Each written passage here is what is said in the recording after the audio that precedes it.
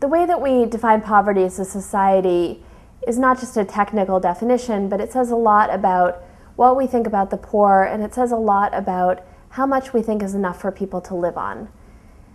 So if I think that somebody else can live on beans and rice, or that somebody else can live with their whole family in a small apartment, then I'm not perhaps going to be as generous to people who don't have as much as I do. I hear often people will say to me, I was standing online behind somebody who was using food stamps to pay for their groceries, and they were buying cookies or they were buying potato chips. So they were buying something that I don't think that they should have had because they were on public assistance.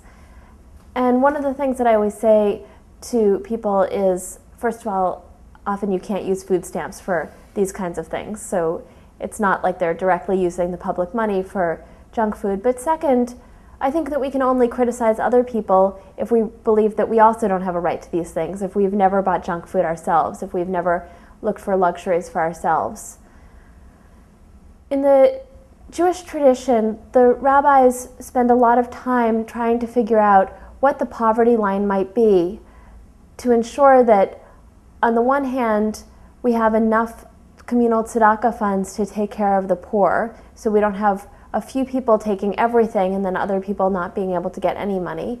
And on the other hand, making sure that the poor are able to live a life of dignity. So rabbis settle on a number, 200 Zuzim. We don't know what that means. We don't know how much that actually was. But later interpreters argue about the 200 Zuzim and suggest anything from it's just the cost of food and clothing for the year to it's the cost of food and clothing and supporting one's family for the year, to even one medieval commentator says, well, if somebody drinks wine, if somebody's a wine drinker, then you have to make sure that he has enough money to support his wine habit, to a number of later commentators saying it's whatever the poor person defines for themselves. So there's this real tension between, on the one hand, trying to define a number so we can say this is who's poor, and on the other hand saying, well, actually the poor have an infinite claim to dignity. They need to be able to define what it is that they need for themselves.